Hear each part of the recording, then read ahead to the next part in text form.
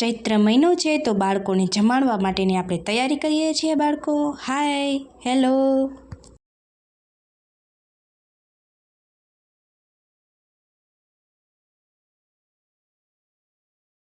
જય શ્રી કૃષ્ણ, જય માતાજી મિત્રો. ચલો, આજે ચૈત્ર મહિના છે અને ચૈત્ર મહિનામાં બાળકોને જમાડવા છે, તો એના માટે આપણે ખાસ તૈયારી કરીએ છીએ. તો સૌપ્રથમ તો સવારમાં બધા ભગવાનને દર્શન કરી બધું કામ પતાવી અને હવે બપોર પછી આપણે બધા કામે વળગ્યા છે. તો ચલો હવે આપણે રસોઈના કામે જઈએ. ફ્રેન્ડ્સ, મેં રસોઈની તૈયારી કરવા માટે સૌપ્રથમ તો બધા ફ્રૂટ્સ કટ કરું છું. તો તમે જોઈ શકો છો. અને એક બાજુ સૂકી ભાજી માટે બટાકા સુધારીને રાખી દઉં છું. કટિંગનું કામ ચાલુ છે અને અહીંયા બધા ફ્રૂટ્સ લીધા છે. હવે તો તમને ખ્યાલ આવી જ ગયો હશે કે શું વસ્તુ બનાવવાની છે. એટલા માટે ઉનાળામાં કાંઈક ઠંડી વસ્તુ બાળકો માટે ખવડાવીએ. અને એક બાજુ તો એના માટે બટાકા સુધારી અને રાખી દીધા છે. તો હવે સૂકી ભાજીની તૈયારી કરવાની છે અને સાથે સાથે હું બટાકા બાફવા મૂકી દઉં અને અહીંયા ફ્રૂટ્સ કટિંગ કરી નાખું. અને દૂધને ઠંડુ કરવા આપણે મૂકી દીધું છે. કસ્ટર્ડ પાવડર અને એડ કરી અને કેમ કે દૂધ આપણું ઠંડુ થવા મૂકી દીધું છે અને એ સરસ મજાનું થવા આવ્યું છે. અને આપણે હવે રસોડામાં બીજી કામ કરવા જઈએ છીએ. ફ્રૂટ કટિંગ તો કરીએ જ છું, પણ અત્યારના બપોરનો સમય છે અને થાક લાગ્યો છે ખૂબ જ. આ બધું કામ સવારનું એક ધારું તો આપણે ગુજરાતીઓના ઘરે જ્યારે પણ થાક લાગે એવું લાગે એટલે આપણે ચાનો વિચાર કરીએ. તો મેં ચા ગરમ કરવા મૂકી દીધી છે. આ કટિંગ થઈ જાય ને ત્યાં આપણે ચા પી લેવી છે આજે તો. ફ્રેન્ડ્સ, તો ચા આપણી ગરમ થઈ ગઈ છે અને પછી સાઈડમાં બે કામ કરું છું હું, આ કટિંગનું અને ચા. તો ફ્રૂટ્સ ખાવાનું મન થાય તો ફ્રૂટ્સ ખાઈ લેવાના, પણ આપણે એ ઈચ્છા નથી. આપણે તો આ સમયે ચાની ઈચ્છા હોય તો ચા પી લઈએ. ચાલો બધા ચા પીવા અને આપણે આપણું કામ શરૂ રહેશે અને ચા પીવાતી જશે.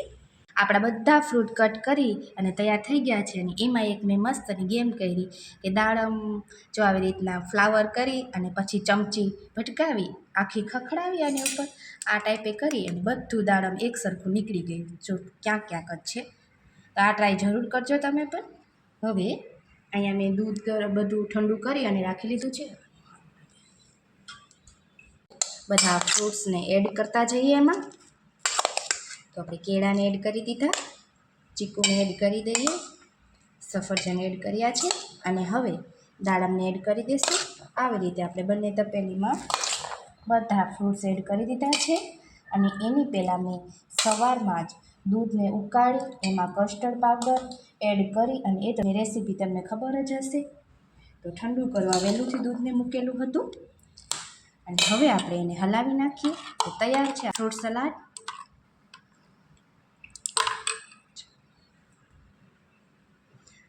ચલો, તો આપણો હવે એક ફ્રૂટ સલાડ બની અને રેડી થઈ ગયો છે. અને છોકરા આવે એની પહેલાં આપણે બીજા ઘણા કામ કરવાના છે, તો એ બધા કામ પતાવી નાખશું. ને આને હજુ આપણે ફ્રીજમાં ઠંડુ કરવા માટે 1 થી 2 કલાક માટે હજુ રહેશે. ત્યાં એક નજર એ રાખવી પડે છે કે શિવાંશ સૂતો છે કે નહીં. તો થોડો ટાઈમ થાય ત્યાં હું એ ચેક કરી આવું છું. અને ભાઈ નિરાતે નીંદર કરે છે.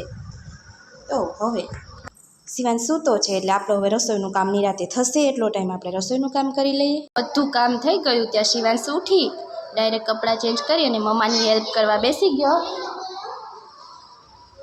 અને શિવાંશ જો હેલ્પ કરે છે દીદી. જો એને કેવી સરસ ગોળ ગોળ બનાવી દીધી. મમ્માનો મોટો હેલ્પર છે. ઓકે ઓકે દુગુ, મમ્મા કરે ને હવે તો કોણ કરશે બધું કામ? તું કરીશ તો પછી છોકરા હમણાં આવી જશે. બેટા, મમ્માને આપી દો. એકલો જ કરીશ? એનું કામ તો જો સરસ કામ કરે હો. બાકી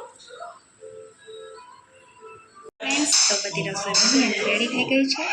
અને આપણે છોકરામાં બાળકો આવે એટલે આ જોઈએ છે ને. જો રસોઈ બધી અહીંયા તમે જોઈ શકો છો.